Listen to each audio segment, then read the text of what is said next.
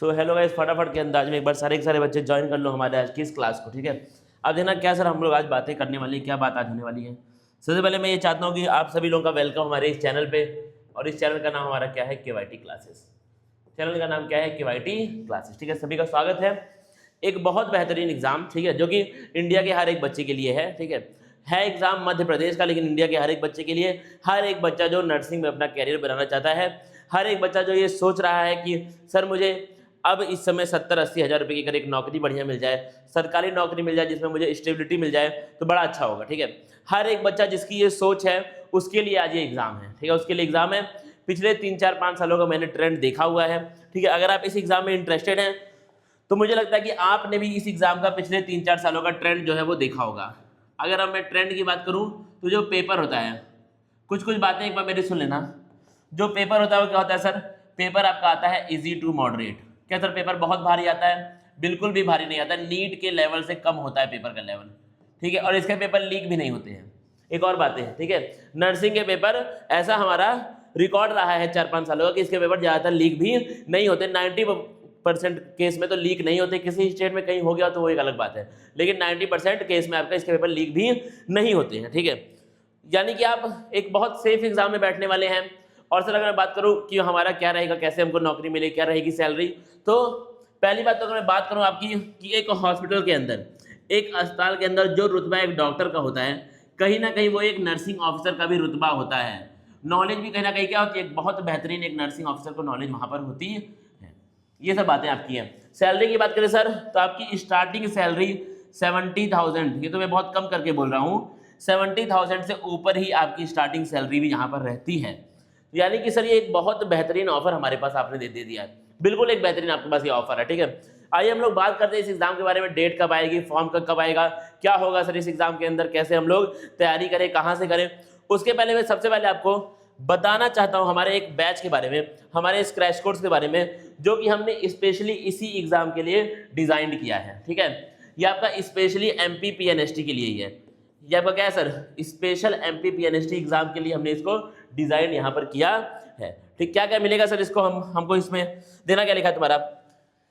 अगर बात करें तो 200+ आवर्स, देखना ध्यान से बात को मेरे, क्या लिखा sir, 200+ hours live and recorded classes आपको मिल जाएंगी। और क्या है सर, और आपको कॉम्प्रहेंसिव बाइलिंगुअल PDF नोट्स, यानी कि जो आपको नोट्स मिलेंगे वो अगर हिंदी वाला बच्चा है तो हिंदी में नोट्स होंगे, अगर इंग्लिश वाला बच्चा है तो इंग्लिश मीडियम में उसको नोट्स वहां पर मिलेंगे। और क्या सर बातें आपके पास है, 15+ आपके, देखना ध्यान से, 15+ आपके फुल लेंथ मॉक टेस्ट वहां पर होंगे।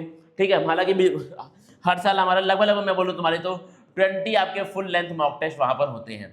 ठीक है, 15 हमारे ऐप पर आपको मिलेंगे और 5 हम आपको देंगे कि आप कभी भी प्रैक्टिस कर सकते हैं वो 5 को। ठीक है, 15 आपको जो हम टाइम देंगे उस टाइम पर ही सॉल्व करना है और 5 आप कभी भी प्रैक्टिस वहां पे कर सकते हैं। और क्या सर बातें आपके पास हैं, लास्ट 10 ईयर्स PYQ हम आपको देंगे और उस PYQ में पूरी एनालिसिस करके आपको देंगे कि कब कब कौन कौन से साल में कितने कितने सवाल वहां पर पूछे गए हैं, सब कुछ हम आपके पास वहां पर रख देंगे। ठीक है, और क्या सर बातें आपके पास हैं, और आपका 24/7 डेडिकेटेड डाउट रिसोल्यूशन आपका सेशन, लगातार आप डाउट्स पूछ सकते हैं क्लास के बीच में भी, और पूरी टीम बैठी हुई है, तुम क्लास के बाद भी डाउट्स ऐप पर पूछ सकते हो। ये हम लोग इतना कुछ आपको दे रहे हैं। क्या सर आप बहुत भारी देंगे या आप क्या बहुत महंगा देंगे इस बैच को? बिल्कुल भी नहीं, आपको इस बैच को मात्र 399 में आपको ये बैच जो है वो मिल जाएगा। प्री नर्सिंग सिलेक्शन टेस्ट आपका PNST का ये जो है वो बैच हमने बनाया है स्पेशल 2026 वाले बच्चों के लिए। अब बात करते हैं कि सर ये एग्जाम है क्या। ठीक है, अब देखना, आप MPBSC नर्सिंग को ही सेलेक्ट क्यों करें। ठीक है, MPBSC नर्सिंग को ही क्यों करना चाहिए बच्चों को, ऐसा मैं एडवाइस दे रहा हूं। क्यों? क्योंकि आपकी 4 साल की बैचलर डिग्री कोर्स है तुम्हारा। ये कोई आपका एक नॉर्मल नर्सिंग कोर्स नहीं है, ये तुम्हारा, आपको यहाँ पर बैचलर की डिग्री मिलेगी, पहली बात तो ये है। और क्या सर बातें आपकी, मांग और अवसर का, अगर मैं तुमको बोलूँ सबसे ज्यादा सरकारी नौकरी, क्या तुमको ये नहीं पता है, क्या आपको ये नहीं पता है कि सरकारी नौकरी मिलना आज के टाइम में कितना टफ है? और एक ऐसा एग्जाम जहां पर आपको सरकारी नौकरी मिलने के पूरे चांस हैं, वो एग्जाम कौन है तुम्हारा, BSc नर्सिंग। सिंपल सी बात है। ठीक है, बस खाली MP के ही बच्चे यहाँ पर नहीं बैठेंगे, यहाँ पर ऑल ओवर इंडिया के बच्चे बैठ सकते हैं। ठीक है, जिसकी भी एज 45-50 से कम हो वो हर एक इंसान इस एग्जाम में बैठ सकता है। बेसिक बात यह है। और ये सबसे बेस्ट क्यों है, क्योंकि यहाँ का सिलेबस हाफ है। ठीक है। बाकी स्टेट का जो बीएससी नर्सिंग का सिलेबस होता है उसका हाफ तुम्हारा यहाँ पे आने वाला है। बाकी स्टेट के बीएससी नर्सिंग के सिलेबस का आपका यहाँ पर हाफ आने वाला है। तो इसलिए मैं मानता हूँ कि एमपी बीएससी को, एमपी पीएनएसटी को मैं और भी बेहतर मानता हूँ, और भी आपके पास एक अच्छी अपॉर्चुनिटी है कि आप यहाँ पर एक बढ़िया नौकरी ग्रैब कर सकते हैं, आप किसी भी स्टेट के हो। और क्या बात है सर, देखिए और बताइए कुछ। बात करें सैलरी की और स्टेटस की, वेतन और दर्जे की अगर हम लोग बात करें तो सैलरी और जरूरत डॉक्टर के बराबर है। Salary and demand are strictly equal to a doctor. Simple simple बातें। और क्या सर बात है आपके पास है? अनएम्प्लॉयमेंट रेट तुम देख लो, बेरोजगारी दर यहाँ पे कितना 0%। एक भी बच्चा बेरोजगार नहीं बैठेगा। अगर ये नौकरी आप कर लेंगे तो आपकी, अगर ये डिग्री आप ले लेंगे, अगर आपने इसके ऊपर काम कर लिया तो आपके बेरोजगार बैठने का जो दर है, जो रेट है वो 0% है। बेरोजगार आप नहीं बैठेंगे, ये बात सिंपल सी और ये बात गारंटीड है। और क्या सर बात है आपके पास? कॉलेज की बात करें तो आपका सबसे बेहतरीन बात क्या है तुम्हारी, 25 गवर्नमेंट कॉलेज आपके एमपी में हैं। एमपी में आपके 25 सरकारी कॉलेज यहाँ पर एमपी में ही तुमको मिल जाएंगे। और क्या सर बातें हैं? और प्राइवेट तो अलग से है ही, प्राइवेट तो बहुत सारे हैं, ठीक है। तो अगर तुम अफोर्ड कर सकते हो तो भाई प्राइवेट भी अच्छे होते हैं। तुमको प्राइवेट के बाद भी डिग्री मिलनी है, प्राइवेट के बाद भी आपको जॉब मिलने के उतने ही चांस है जितना आपको सरकारी के बाद है। तो इसका मतलब क्या हुआ सर कि प्राइवेट भी एक अच्छी चीज यहाँ पर है, प्राइवेट करना भी एक बहुत बेहतरीन ऑप्शन हमारे पास है। और बाकी 25 सरकारी तो है ही है। और बातें सर करिए, और बताइए सर। वो हो गया क्या? ठीक है सर, सर ठीक है क्या वो? अच्छा ठीक है, देखते हैं। हाँ अभी देखते हैं उसमें, ठीक है। और जना क्या लिखा है? द एलिजिबिलिटी एंड, मतलब एलिजिबिलिटी क्राइटेरिया, मतलब कि कौन कौन इस एग्जाम में बैठ सकता है, वो कौन कौन इस एग्जाम में बैठने के लिए एलिजिबल है बेसिकली। आइए देखते हैं, थोड़ी थोड़ी हम लोग बातें करेंगे। पहला क्या है? मैंडेटरी सब्जेक्ट, ठीक है।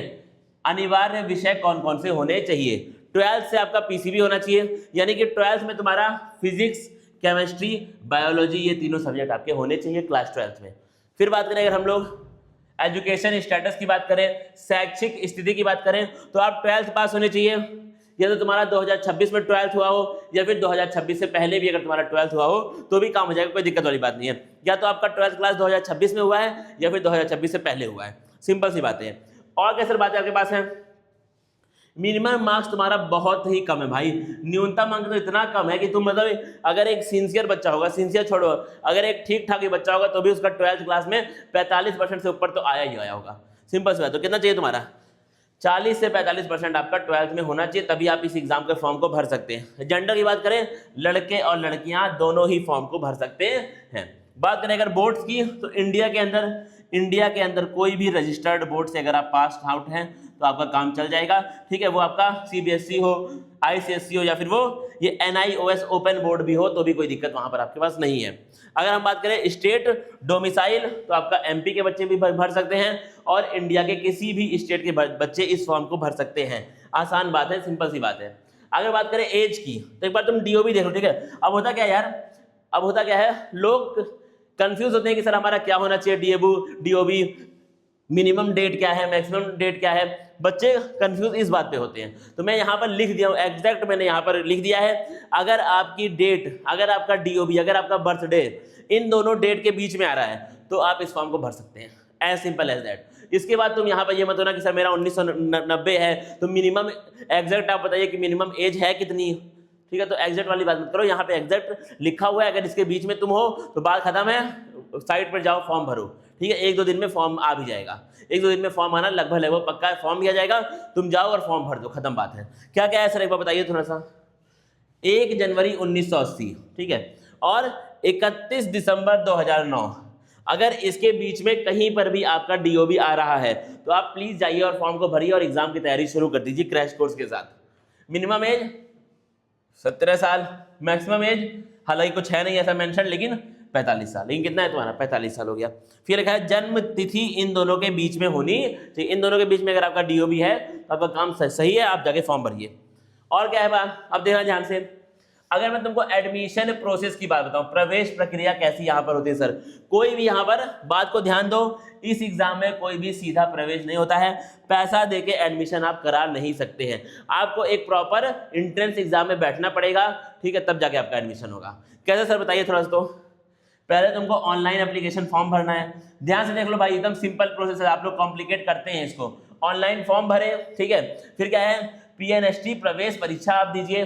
फिर क्या है सर, परीक्षा के अंकों के आधार पर आपकी काउंसलिंग होगी, और काउंसलिंग के बाद अगर आपका नंबर बहुत ज्यादा अच्छा है तो आपको आपका मनपसंद कॉलेज मिलेगा, वरना वो अपने हिसाब से आपको कॉलेज देंगे। और अगर आपका नंबर एक ठीक ठाक है तो मनपसंद अगर नहीं भी मिला तो भी तुमको कोई ना कोई बढ़िया कॉलेज मिल जाएगा। सिंपल सी बात है, 25 के 25 अच्छे हैं। मैंने बोला प्राइवेट भी अच्छे हैं, अगर तुम अफोर्ड कर सकते हो तो आप प्लीज प्राइवेट को भी लीजिए, ठीक है। प्राइवेट का भी दर्जा कुछ बेकार नहीं है, प्राइवेट की भी इंपॉर्टेंस उतनी ही होने वाली है आने के टाइम में। तो सिंपल सी बात को आप समझिए कि भाई प्लीज तुम इस चीज में थोड़ा सा ध्यान दो, इस चीज में आप प्लीज थोड़ा सा ध्यान यहाँ पर दीजिए। और क्या सर बातें हैं, और क्या बातें हैं, अगर मैं एग्जाम के पैटर्न की बात करूँ, ठीक है, क्या क्या आएगा सर, क्या क्या मार्क्स आएगा, कौन कौन से सब्जेक्ट आने वाले हैं, देना ध्यान से। टोटल आपके 5 सब्जेक्ट आएंगे, 5 विषय आपके आएंगे टोटल। कुल प्रश्नों की बात करें तो आपके 100 आएंगे, और मार्क्स क्या होंगे, 100 होंगे, यानी कि एक प्रश्न 1 मार्क्स का आपका होगा, एक प्रश्न 1 नंबर का होगा। सिंपल सिंपल बातें हैं। और बताइए सर कुछ बातें अगर आपको पता है तो। बात करें अगर हम लोग टाइमिंग की तो 2 घंटा भाई, 2 घंटा आपको मिलेगा 100 प्रश्न के लिए, 100 प्रश्न के लिए आपको 2 घंटा वहां पर मिलने वाला है। और बताइए सर बातें, बायोलॉजी से 20 सवाल, केमिस्ट्री से 20 सवाल, फिजिक्स से 20 सवाल, ठीक है ये फिजिक्स ही है, इंग्लिश से 20 सवाल, और बेसिक इंडिया जीके से आपके 20 सवाल आएंगे। सिर्फ इतनी सी बात है भाई। नर्सिंग एप्टीट्यूड नाम का कोई भी सब्जेक्ट एमपी पीएनएसटी में नहीं आता है, खत्म बात हो गई। 1 2 3 4 और 5 विषय आपके आते हैं। और देखिए ध्यान से बात करें अगर हम लोग एग्जाम की कुछ डिटेल जो आपके लिए इंपॉर्टेंट है, जो आपके लिए इंपॉर्टेंट यहाँ पर होने वाली है, बहुत ज्यादा इंपॉर्टेंट होने वाली है। क्या है सर बताइए तो एक बार, देखना क्या है।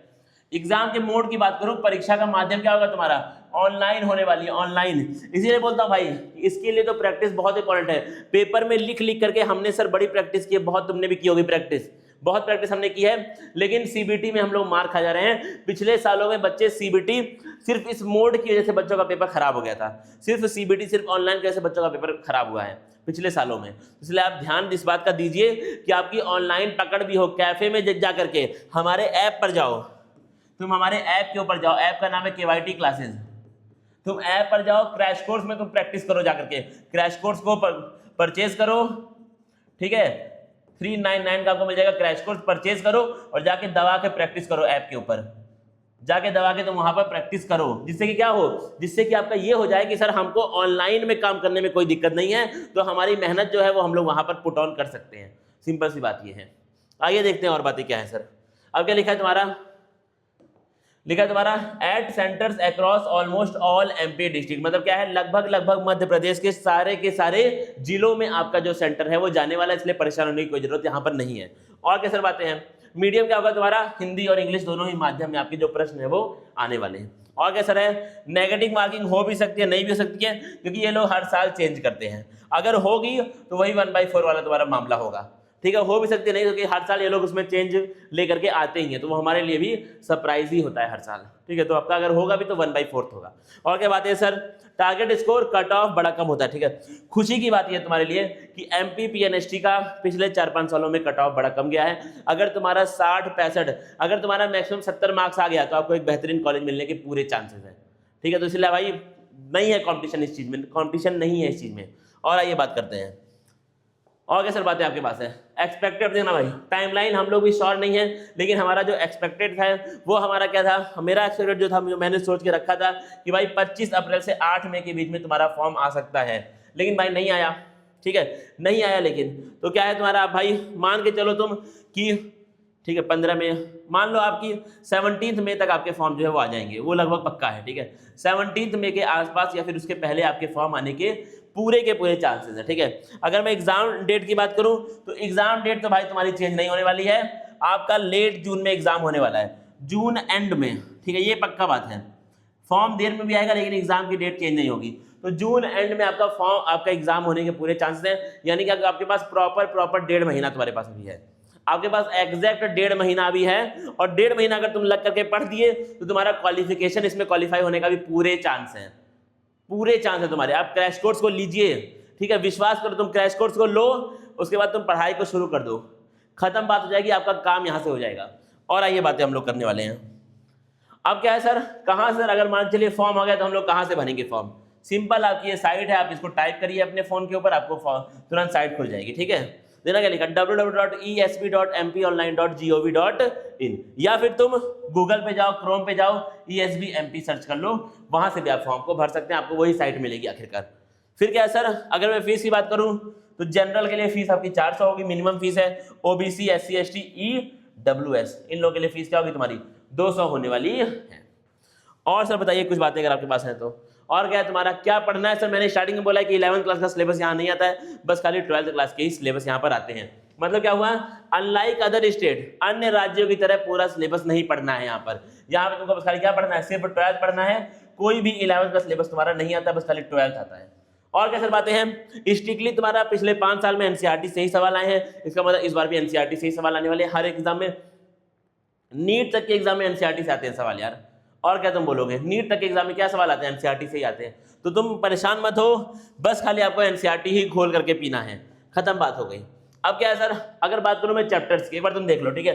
टोटल बायोलॉजी में 13 चैप्टर आपके आने वाले हैं, ठीक है, यानी कि 12th बायो के आपके 13 आएंगे। और क्या लिखा है तुम्हारा, रिप्रोडक्शन आपका आएगा, प्रजनन से आएंगे सवाल, आपको अनुवांशिकी और विकास से सवाल आएंगे, आपका जीव विज्ञान और मानव कल्याण, बायोलॉजी एंड ह्यूमन वेलफेयर से आपके सवाल आएंगे। आपके सवाल बायोटेक से बहुत ज्यादा आते हैं, याद रखना। और इकोलॉजी एंड इन्वायरमेंट, परिस्थितिकी एंड और पर्यावरण से भी आपके सवाल वहां पर बनने के पूरे चांसेस हैं। और क्या तुम्हारा, based strictly on latest NCERT, नई एनसीईआरटी के अनुसार ही आपका पेपर पूरा का पूरा बनने वाला है, इस बात की गारंटी है।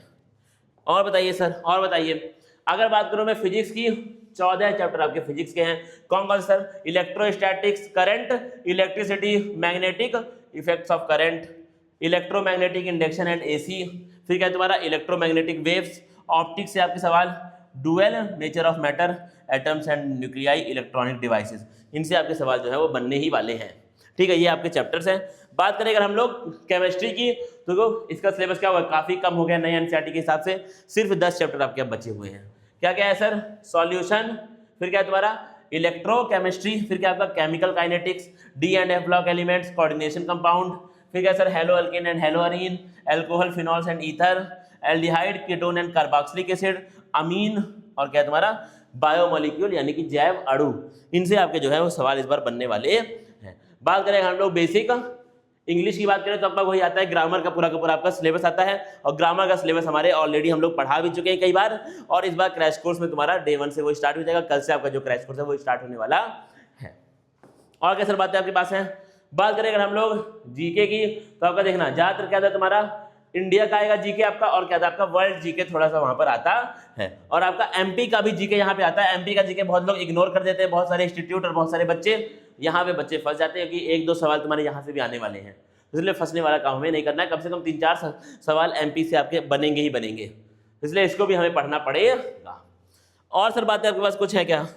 और बस भाई देखो, अब तुम्हारे सामने क्रैश कोर्स मैंने यहाँ पे रख दिया है, बिल्कुल बेसिक प्राइस में है, और बिल्कुल बेसिक से हम लोग अगले 1.5 महीने तक यहाँ पर पढ़ाने वाले हैं।